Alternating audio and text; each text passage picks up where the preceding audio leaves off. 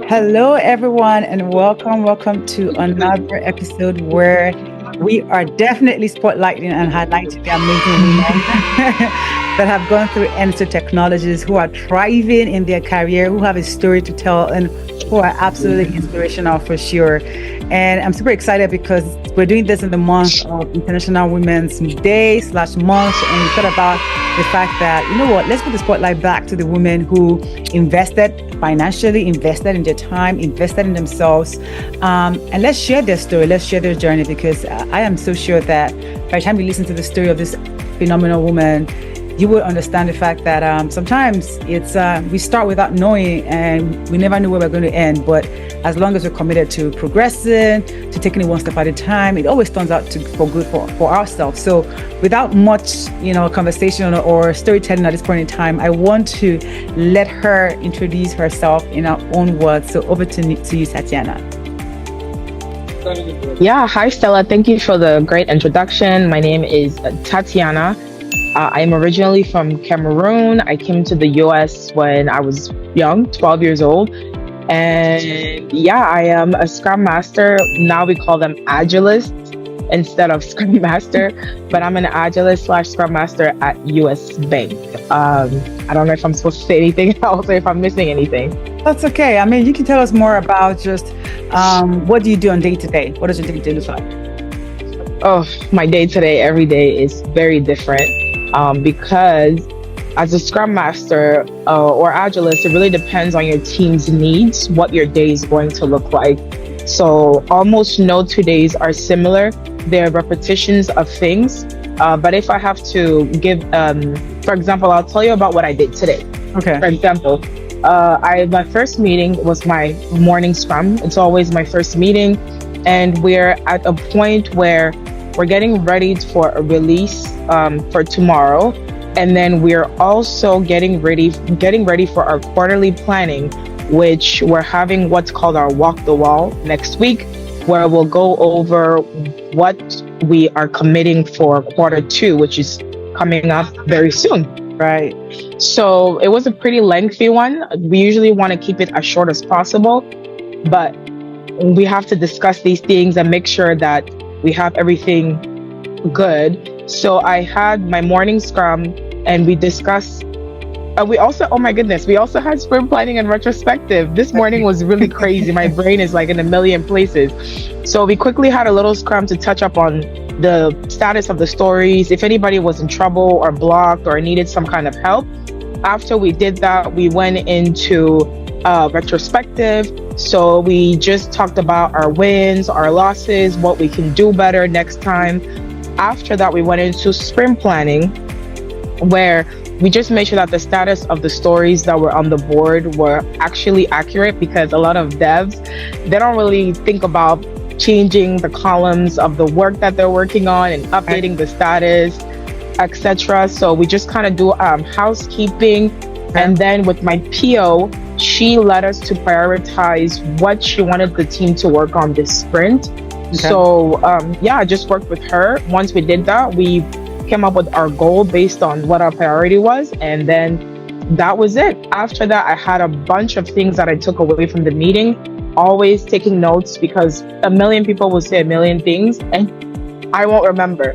So I wrote my notes, and then I really had to go and just follow up on those action items that I have on my list, including things like right now it's a lot of dependencies. So I'm chasing people from other teams, other Scrum Masters, to make sure that their teams are committing to the dependencies that we have on their team, or a defect that my team may have raised with their team, making sure that they're committing and that there's somebody that's going to be working on it. So just fetching different things from different people is what I've been doing today, and organizing our walk the wall page to make sure that it's ready for my PO and it's ready for walk the wall. Mm-hmm. Also, making sure that I'm talking to my team members, reminding them about capacity. Mm-hmm. So just, it's crazy, Stella. Mm-hmm. There's so much going on, but that's what my day looked like before this interview. Okay. Well, yeah, that definitely sounds like a whole lot, right? No 2 day is the same. So many things are happening. It just made me think about the fact that really the the worst time to disturb any agilist is at the end of a sprint or at the end of a quarter. Sprint planning, all of that, and of course preparing for the next quarter. So let's double down a little bit on your experience and your journey so far. So do you want to share with us just your journey from being, a student at NSTAR Technologies to your current role and how it prepared you for your career now, today? My experience was so random. I was not expecting. If you asked me a few years ago, are you going to be a Scrum Master? I didn't even know what Agile was, none of this. Basically, before I was working as a Scrum Master and before I took Stella's class, I was working as a customer service agent for a money transmitting company, an international money transmitter. And then actually right before I took Stella's class, I landed a job as a campaign manager for a marketing company. It was my first quote unquote big time job. And even then I didn't know it was not even as big time as being a Scrum Master. But it was great. I think that taught me a lot, just my customer service skills and the little that I was able to learn when I was in the campaign manager job is organization. The campaign manager job, I'm glad I had it right before this because it really taught me so much about the importance of organization, writing notes down, action items, following up on action items, having things written down, because you'll say so many things and if you don't write them down, organize your thoughts and follow up on them. That really taught me that the customer service aspect, just people interaction, talking to people, different personalities.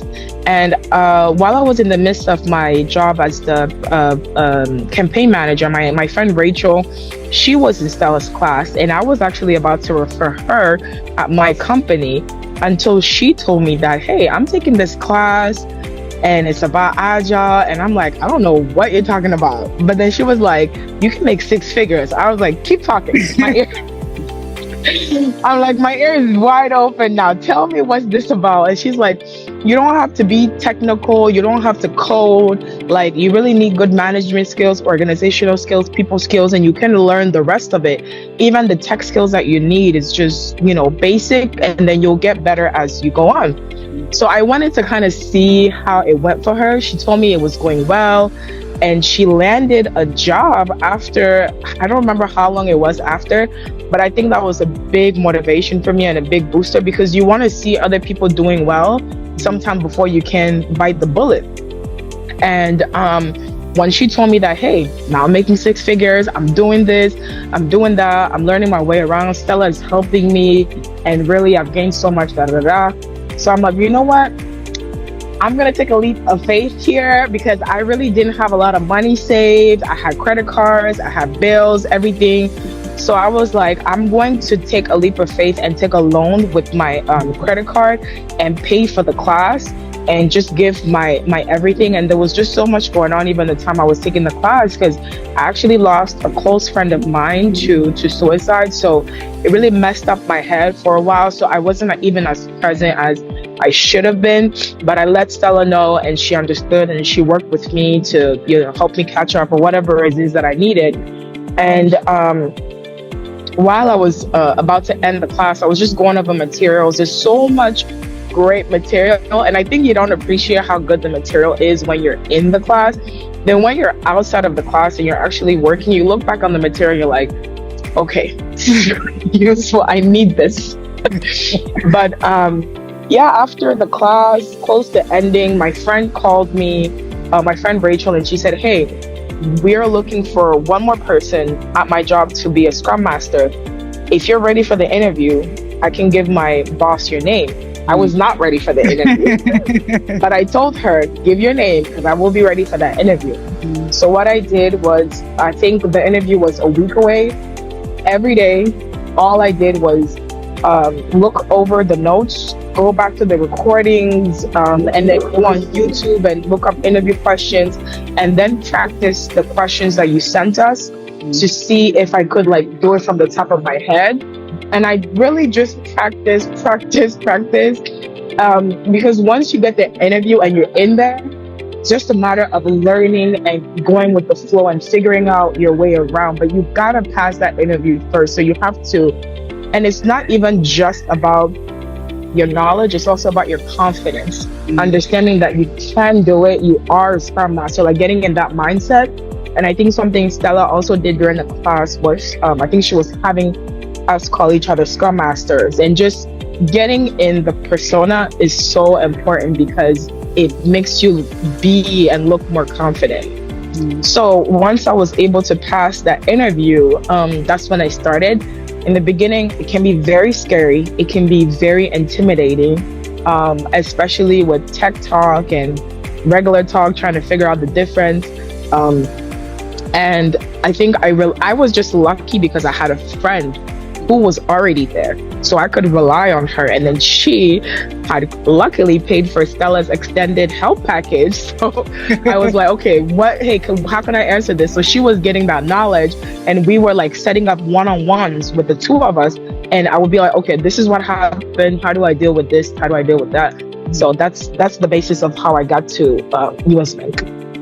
Oh my gosh, I love it. I love it because there's so many lessons in what you just said. First of all, I had no idea you took a loan for the class. Yes. I had no idea. I know I do remember you you weren't sure we're going to take it then or not. I can't remember what was going on. I know for sure, but I did not know that. Like, that just shows to your commitment to, like, I'm just going to take faith in myself and just like literally put all the eggs in one basket and make this work. So kudos to you. And I'm so confident that now you've paid off that loan and it's not a bother to you, right? Yes. Oh yeah, it took me only I think the first paycheck, there's always too many things that are relying on the first paycheck. So I was like, let me pay those off first. And then I think by my second or third paycheck, the loan was completely paid off. It was so worth it. I love it. And kudos to friends as well who inspire us into inclusion, because the funny thing is the theme of this, the Women's Month and Days, inspire inclusion, right? And it's all about like, how are we inspiring ourselves into being included in conversations or in spaces that people said is not for people like us, or in careers that we thought we would never be in. And so literally your friend inspired you to include yourself in this whole new industry that you had no idea what it is about, right? And so kudos to her for that. And for you, even saying, okay, yesterday interview, but I'm going to do the work. People typically, you'll be so surprised, people typically say no to interviews because they feel like they're not ready. And I'm wondering, how would you know you're ready if you don't try it?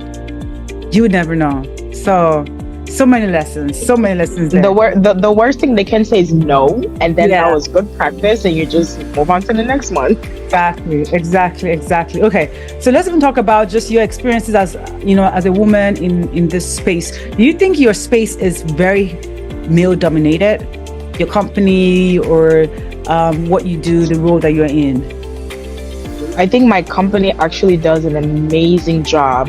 I think this is one of the first companies that I've worked for where there are so many women and men that I don't even think about, like, oh, there's not enough women, there's not enough men. There's women all around me. My PO is a woman. My manager is a woman. I mean, now my manager's not a woman, but when I first started, my manager was a woman.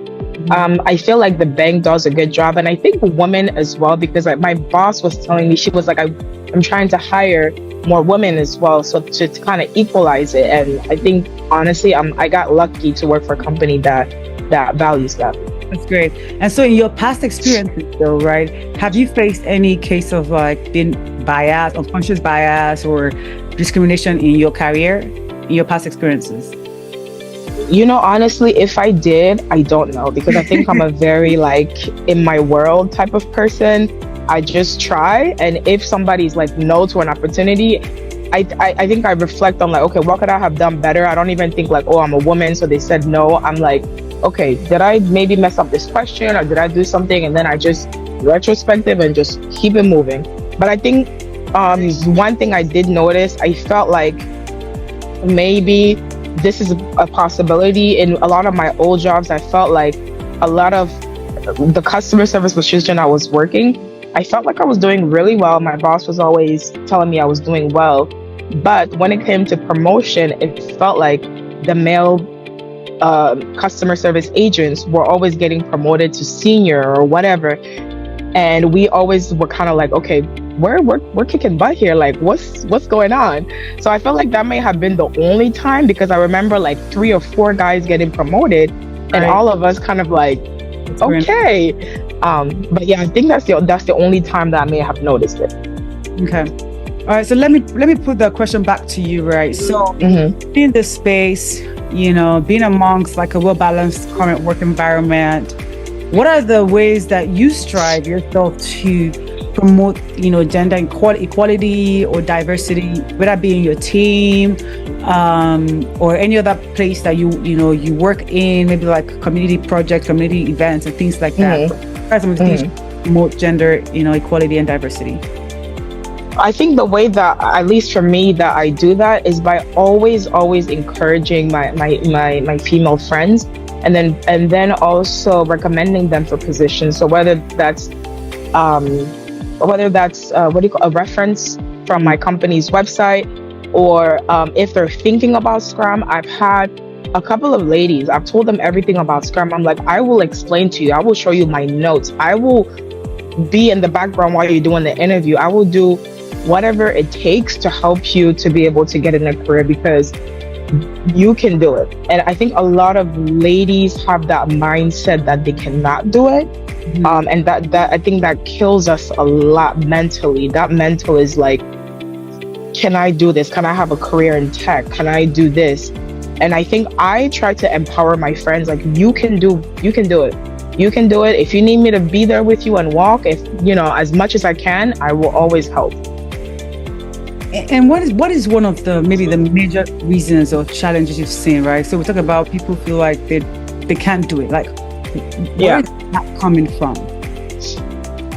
I think it comes from stereotypes.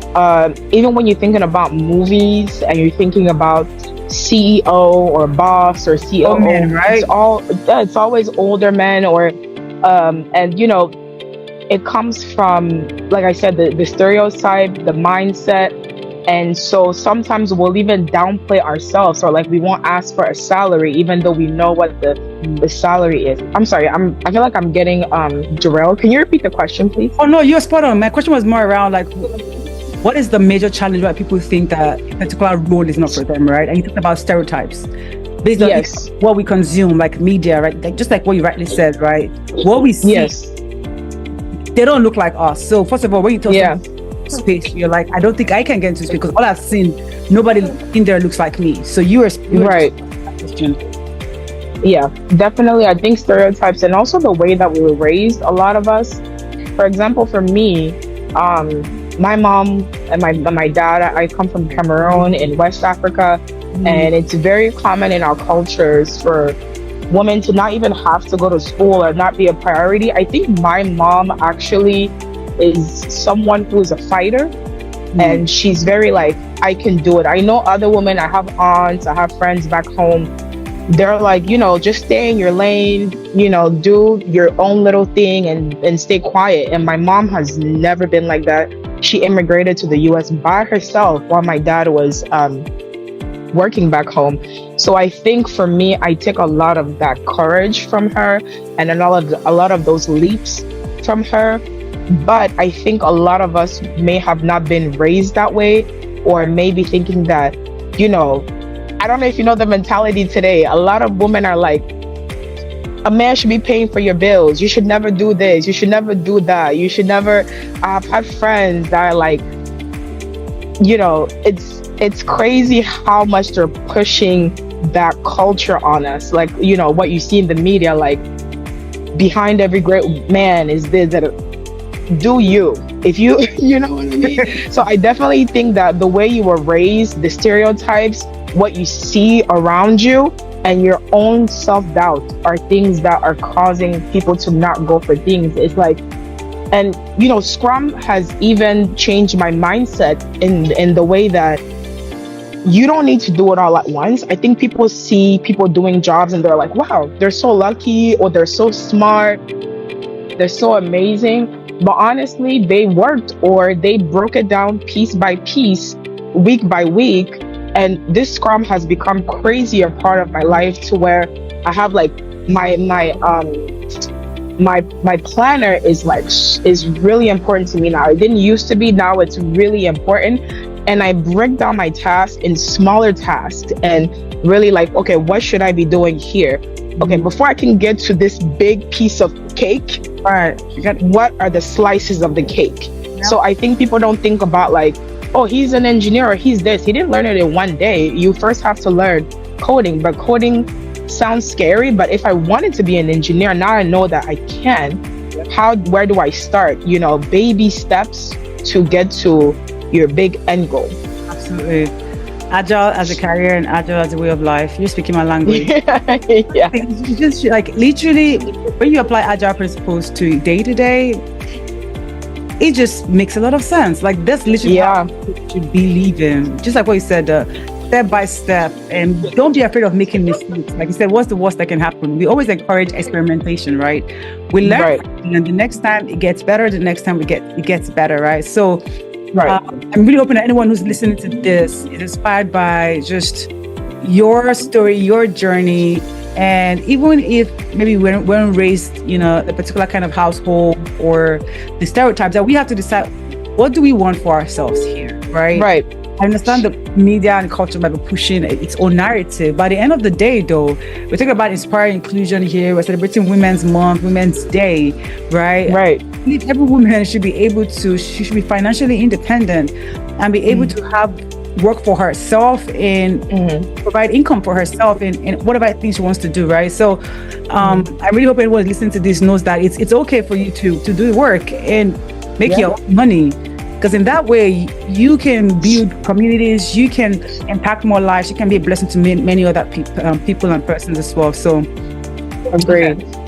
And Stella, you mentioned something really important there that I think is also stopping people, which is the fear of failure. I think that's another huge fear. I know I used to have like a pit in my stomach when I used to think about, okay, I'm going to fail, or like I'm going to do this jog, or like I'm going to jog for 3 miles. Okay, I'm gonna fail. I'm scared. So what if you fail? I think that's a great point there. I've learned so much from the failures. Like, actually, it's better to have those failures so you can learn what not to do and how to improve. So failure is really important. Like you said, don't be afraid to fail. You get back up and you keep trying. Absolutely. I mean, you said don't be afraid to fail. The no's are just part of that. Yes, you know, even for interviews, like we mentioned earlier on, people are afraid of doing interviews. But if you don't do interviews, how are you going to get better? It's a chicken and egg situation right here, right? So the more we do, the better we get. You're not doing heart surgery. No, that one. I'll be very careful, and that is why the doctors practice with I think they practice with the dummy first. Right. They have to practice. So same principle. Yeah. Practice, keep practicing, and keep practicing. Yeah. You know, when the opportunity comes, we're ready for it as best as we can. Great. Alrighty. So tell me about your role. What do you find most rewarding about your role? I find the most rewarding about my role when I see my team getting better. I think because even now I'm working with a new team, and my old team that I was working with, they didn't have too much going on, and they were pretty mature. And so it was hard for me to even learn. But now I got moved to a team that is a real challenge because they didn't have a lot of things set for them, and they're more starting, I don't want to say starting off, but they're trying to improve their agile journey and practices. And it's so rewarding because when I first came to the team, they were carrying over so many points from sprint to sprint. Stories were getting lost because were not linked to an epic, or they didn't have a tag or component. And then our dev team and our QE were not really communicating as they should have. Like stories will just be sitting in the testing column, not being tested for. We were just like, we weren't even really be knowing about it because we're thinking somebody's working on it because it has somebody assigned. And we're at the point now where we're carrying way less points over. I'm helping my team with dependencies so that they have more time to focus on what needs to be done. And then there's just so much more communication, and I'm trying to bring that, like you've seen about like millennial bosses. I'm no one's boss, But like as a Scrum Master, you are still kind of in a management position. So your team does listen to the things that you say. So I try to be like transparent and open with them, like about things, so that they're also transparent and open with me and not put on that too much of that front. Right. Of course, to a certain extent, but just being a little transparent with them. And I honestly feel like they've gotten so much better at speaking up. It's also a cultural thing because we have some offshore people that are located in India, and I think sometimes they get nervous about speaking up about issues or just sharing their opinion. And so building that community, building that trust, I think is what I'm loving about it. Like now we had a happy hour, and that I was like, okay, let's do a happy hour, because they actually requested it. Like after a few months that I was on the team, they were like, we want to get to know each other outside of work. So the happy hour was right after our Friday Scrum. But because of a lot of people are offshore, that was really late for them. So we moved it a half hour early. And honestly, I was not expecting people to really show up. And almost whoever didn't show up, they had a conflicting meeting. But I was really shocked that they all showed up. They were smiling, they were laughing, people were turning on their cameras. So that makes me feel like, okay, I'm doing something if people are showing up half an hour early to a meeting to talk about their lives, and then the communication is better between our teams. We're carrying less points over. So the people a lot of times make you feel good. You can see them getting less stressed and just getting more organized. It feels good. That's wonderful. And the thing about that as well is that they feel energized to do better work and great work, right? Mm-hmm. Okay. Yes. Do you have a personal mantra or philosophy when it comes to your career journey? I don't think I have a personal mantra. I'm sorry, what do you mean by that? Things like someone's mantra would be fail fast, fail fast, or never stop trying. That could be someone's personal mantra, right? Yeah, that's a good one. I would take that one. Never stop trying, because I feel like I don't take things so seriously. Like even if something happens with your job, it's like you'll I say figure it out as you go. Maybe that's my mantra. Maybe that's my mantra. Figure it out. Yeah, figure it out as you go, because you cannot come and stress yourself, like you'll be stressed at times, but honestly, like what can you really do? Like what is in your power? I think that's not just in my career, but in my life. It's like, okay, this is going on. Can I do something about it? Do it. Can I not do something about it? How can I just mitigate it? Or how can I live with whatever that thing is? So honestly, I do the same thing at work, because people will come to you about so many things. You can only do one thing at a time, right? So really keep trying and figure it out as you go. So don't forget that, because that's your mantra. Keep trying, figure it out as you go. So I'm going to keep trying. I'm going to figure it out as I go. So don't forget that. Okay. Yes. Question randomly somewhere. I want you to say exactly the same thing. All right. I will say that. Yes. Good.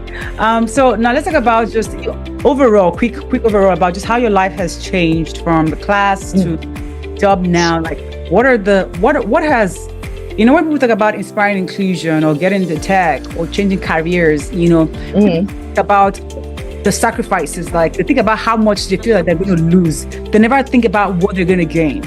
And when we tell them this is what you're going to gain, your life can be changed. Like I absolutely believe, and I always say this, that you can literally change your life by way of your career. People might think, oh, well, it's easy for you to say, or I don't see that happening, I've tried.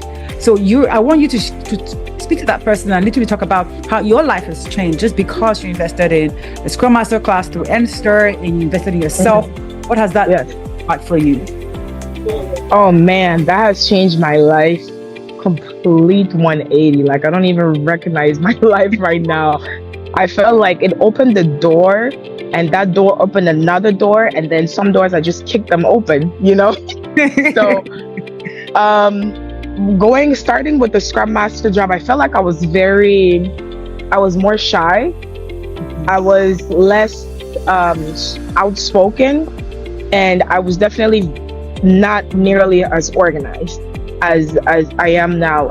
And I'm still not perfect, but like I said, you figure it out as you go and you keep trying. So after I got the Scrum Master job, honestly, I was able to I think it's an indescribable feeling when you've been in a situation or almost your whole entire life, that I'm not going to pretend like I've been like struggling while I was on the street, but I definitely was somebody who had to look at my bank account almost every single time before I could swipe my card, or just, and I had credit card debts and all this other things that, a lot of people have. It's normal. There's nothing shameful about it. It's a US. You got, you have credit, you use it, especially when you're young and irresponsible.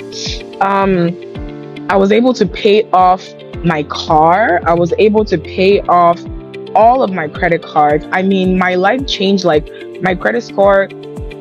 And this is after, I think you also have to put in the work. You have to make sure you're spending your money responsibly. But some people are like, oh, if you can't manage $1,000 a month, you won't be able to manage $10,000 a month. No, that's not true. That is not, I want to fully disagree with that, because when I had very little in the month, it was really hard to manage. Right. And then once I was making six figures, I'm like, okay, I can easily pay my car. I can easily pay this bill. I can easily pay that.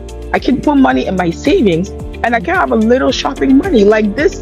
And in the beginning, it's not going to be like that, because you need to catch up. So if you need to have your head on your shoulders and remember that you're not here trying to like have a certain lifestyle or prove something to anyone. You're trying to step by step get to where you want to be.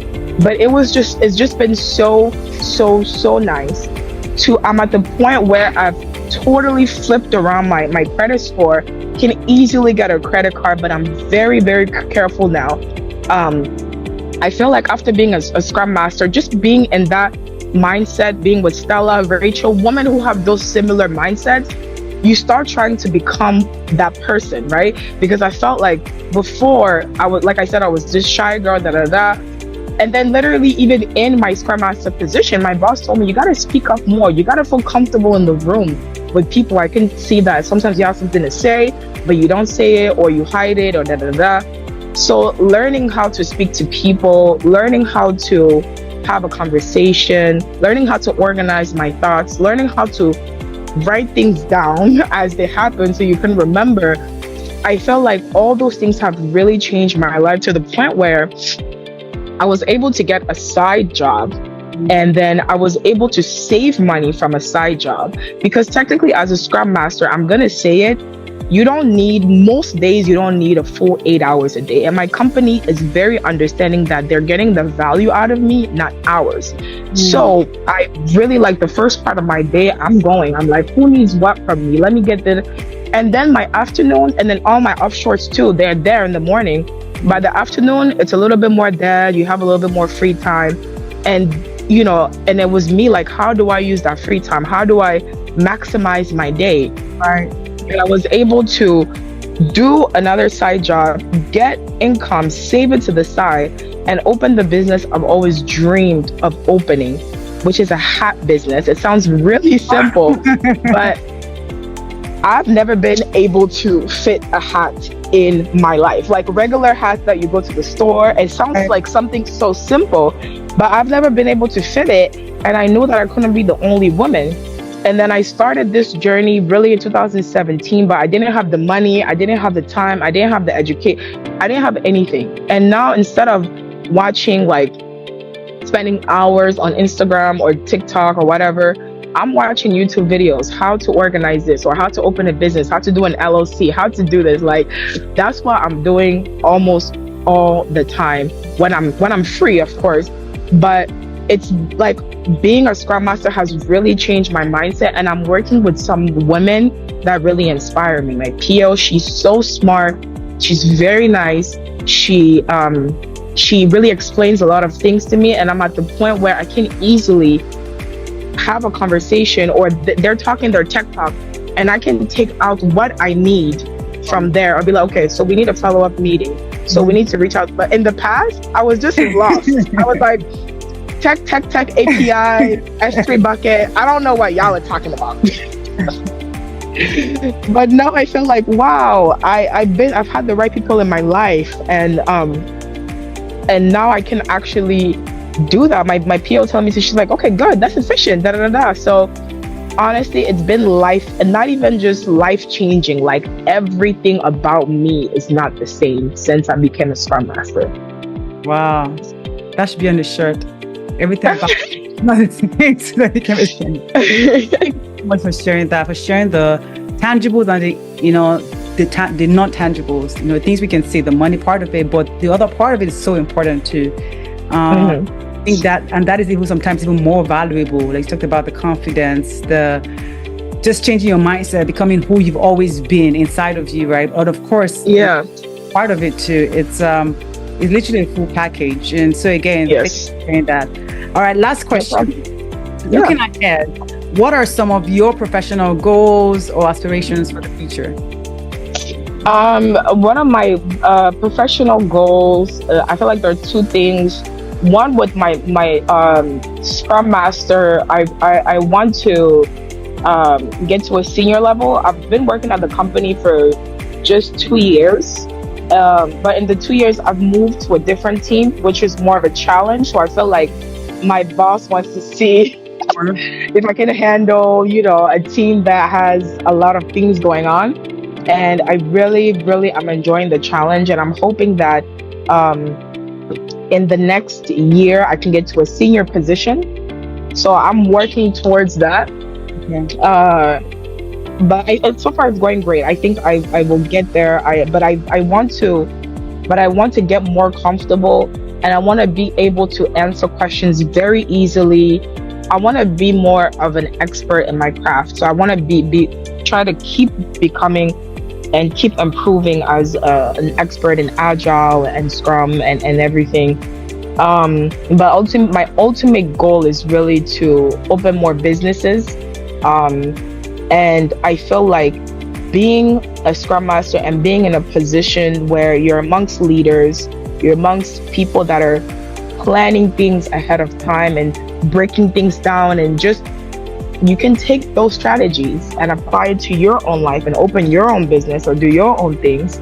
And that's really what I'm trying to do. I'm trying to take what I get from corporate and put that into my life so I can make my business, and one day I can be just an entrepreneur. Absolutely. Thank you again. Was there any question that I didn't ask or anything else you want to probably share? I'm trying to think if there's anything. I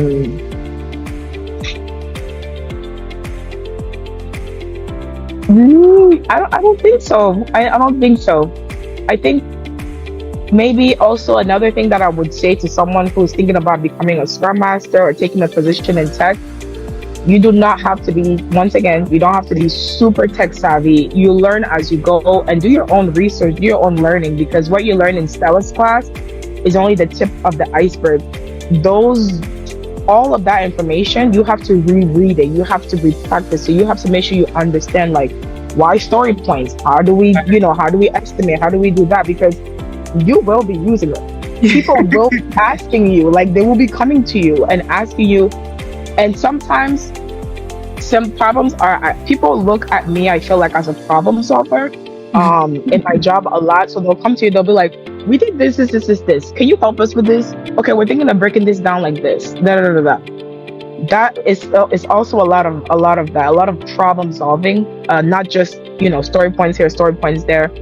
And Agile is different at every company. Every company does Agile differently.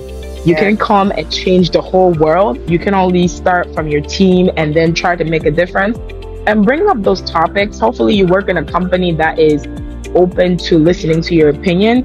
At least at my company, very open, there's autonomy, and they always say, do what works best for your team and what is going to be the most efficient for you to deliver value to your customer.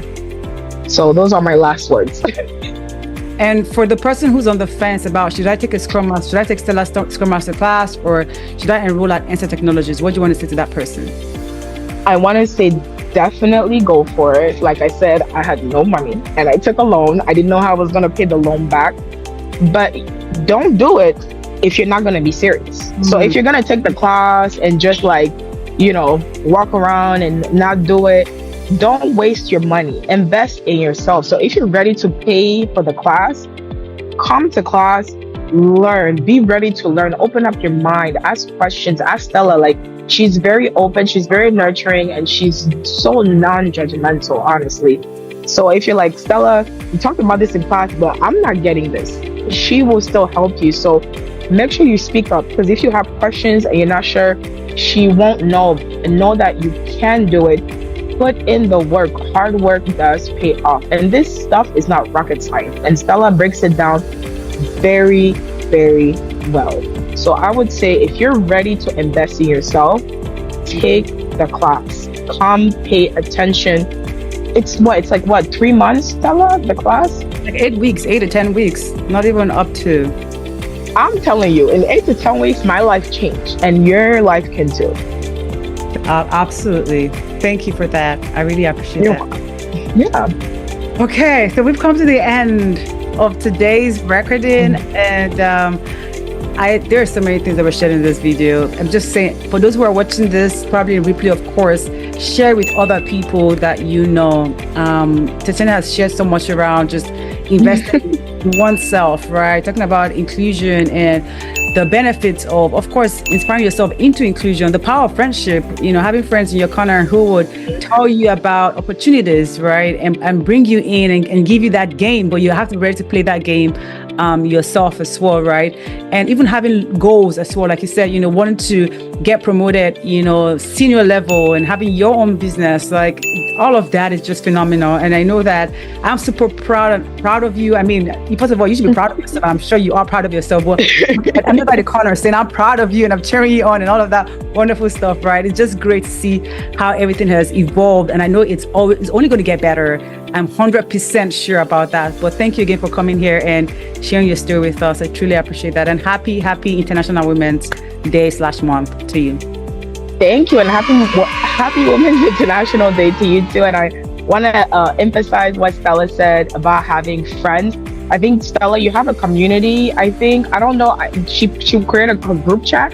I know I talk to a lot of the other Scrum Masters.